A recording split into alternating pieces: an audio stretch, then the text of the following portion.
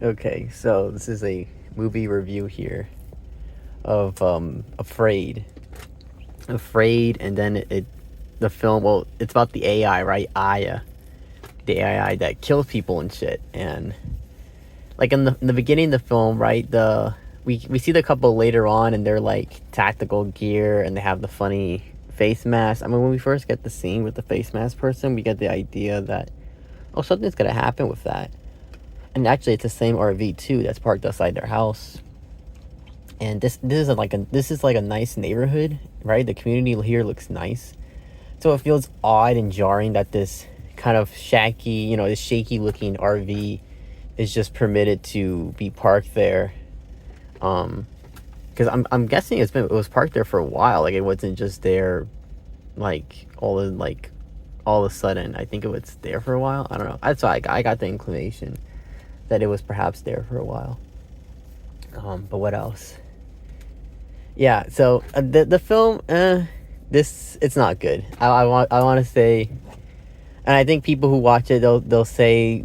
I feel like a lot of people will say the same thing. I did a quick Google review, not Google review, Google search, and with the Google search, I was like 5.10 or 5.1 out of 10. This other thing, it was 5 stars. There was only 1 star given for it. I feel like, yeah, that feels appropriate. It's not ranking high because this movie is not a movie to be ranked high with. It's just meh. It's okay. It's nicely shot, right? It's got the cinematography. It looks nice.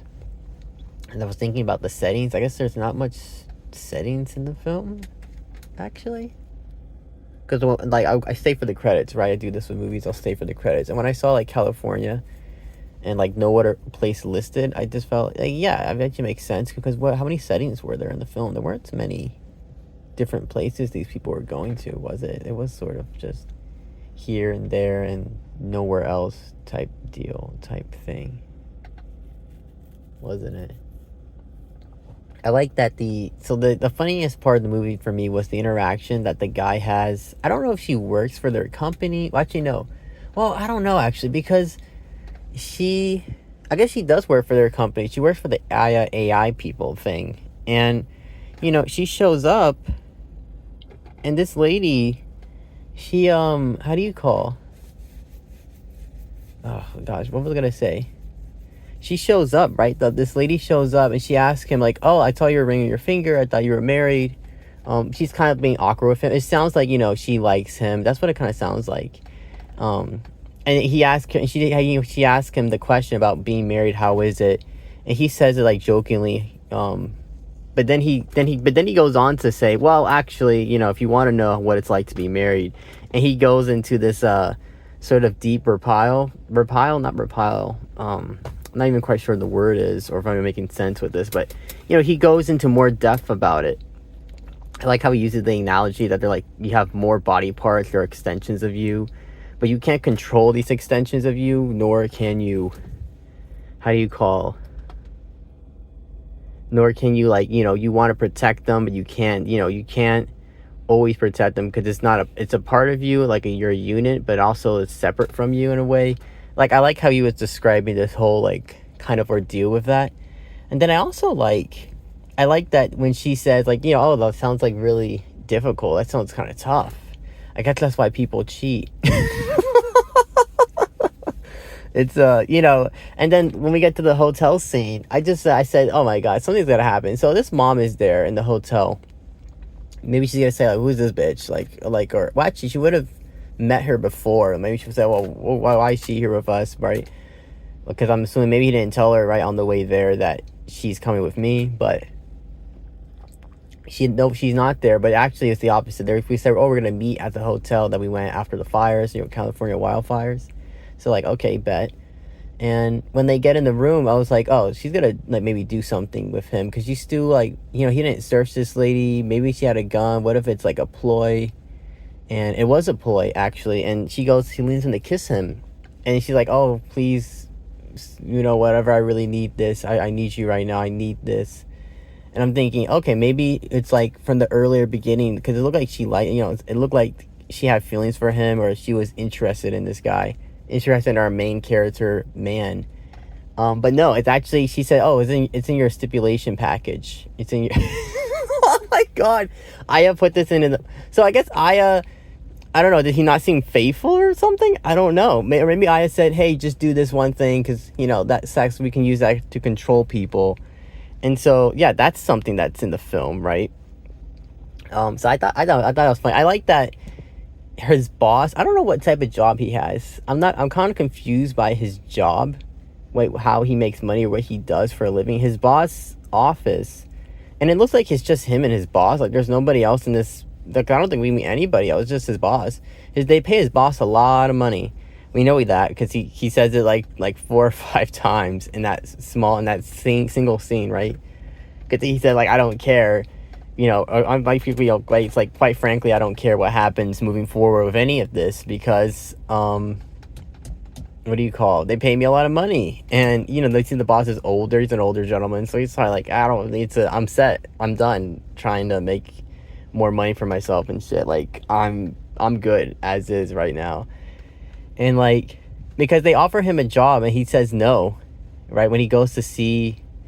And then, oh, we brought it. It's like, you should have said yes then, or you don't want to say yes. Well, you're going to work for us regardless because we're going to buy you out, right? And that's what he calls into the office to tell him that. But, he already can sense like something's wrong with Aya. There's people in these chairs. When he goes to like the headquarters, and I like that the building's like nondescript. It's kind of just this random, it looks like a random building maybe in the downtown area or something.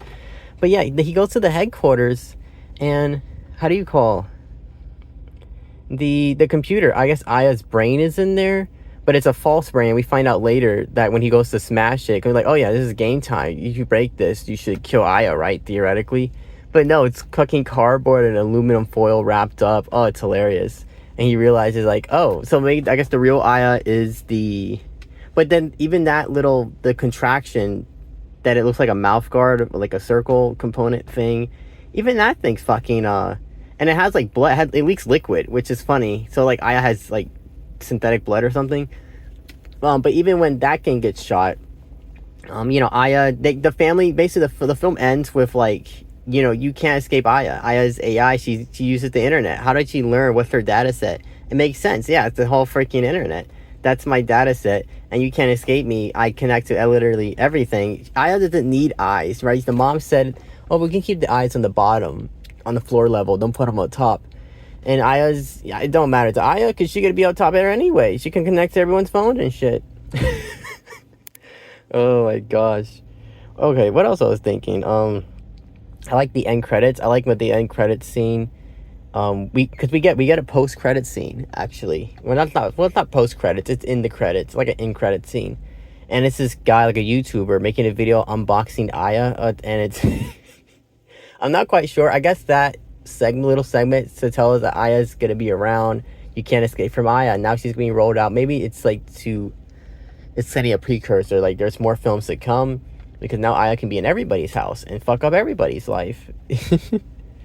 And Sawyer, there's like things in the film that are kind of odd. Like when that lady, those two people, that couple were yelling at the daughter when she was downstairs, and the family was upstairs, but yet like you didn't hear the yelling that was going on. Like she's downstairs, they're yelling at her, and you guys are upstairs, and the kid says, hey mom, there's like intruders in the house. Mom, dad, there's intruders, there's somebody in the house. But y'all didn't hear your daughter being yelled at downstairs. The hell? I know it's a big house, right? Spacious, but like I think you would have heard that part. And the daughter, because she's going downstairs to meet Sawyer, but Sawyer was in a car accident, and presumably he died in that auto vehicle accident. Well, I guess he didn't. There was a part of the film, I was kind of falling asleep with this movie, to be honest. And so there's a part where I was kind of falling asleep, I was kind of nodding off. And so maybe Sawyer didn't die and he survived. And that's why, because that's the only way it can make sense that she would go downstairs to see Sawyer, because he's like pleading with her, oh my god, please come see him, I need to apologize to you. But like, if you were, if Sawyer's dead, then why are you going downstairs for? You should know that that's like BS. So actually, yeah, maybe something happened. I don't know. I was kind of nodding out. There's kind of a lapse in judgment, or a time lapse where I don't remember quite anything, because I don't know why, but this film made me sleepy. And Yeah, but I thought that was funny. That was odd to me. I look forward to seeing other people's reviews and seeing the indiscrepancies of like, wait, hold up. Well, what happens with this, or what? How does this answer that? You know, the daughter takes, and we see it in the trailer actually, so we know it's coming, right? She takes a nude for this guy. This guy, we know that he fully exposed his genitals, or his, I guess his genitals actually, not even, because she says like, I don't know, like it's this weird kind of situationship she's having with this guy named Tom Sawyer. I think that's what his name was, and he's being like kind of scummy, like, oh, you know, I exposed myself all the way, but you didn't expose yourself. You kind of just flashed me. I felt indigent, and you know, like it wasn't like not quite reciprocated back, right? The feelings or like the action, and so she takes him a better photo. I like when she tells him like, oh, this relationship that we have, like, I don't know, it's built on you sending me dick pics. I don't know if that's like necessarily like that's the catalyst of relationship, is you sending me a dick pic and then I send you a boob pic. I don't know, bro. I'm not really feeling this shit. But that's what happens to the daughter. The little kid, oh my god, what happens with him? Because like I just like attach yourself differently to it. He likes to read the bedtime stories a lot, right? That's his gimmick. The other kid, I don't even remember what the other boy's name. I think I want to say it was Simon. But there's like a middle, there's like a, because the daughter's the eldest and there's two younger boys. And so the middle boy in this picture, he's like, he calls it a bomb threat or a SWAT threat. And so that's how he ends up saving his parents later in the film, because he calls a SWAT threat to their house. But actually he doesn't really save their parents, or like, they, you know, the movie's like, oh, we think it's over, but then Aya shows up with the fucking oh my god, what's it? The dude with the phone. The paramedic has the phone, and it has Aya's symbol, which is like an A with like a circle around it that's all connected together. It looks kind of funny. I don't really have anything else to say with this. I think I was gonna say something furthermore, and I cut my own self off, and now I lost it. And I keep saying for some reason, which like I don't know. I'm getting hot. I think I need to put the air on. So yeah, let's wrap this video up.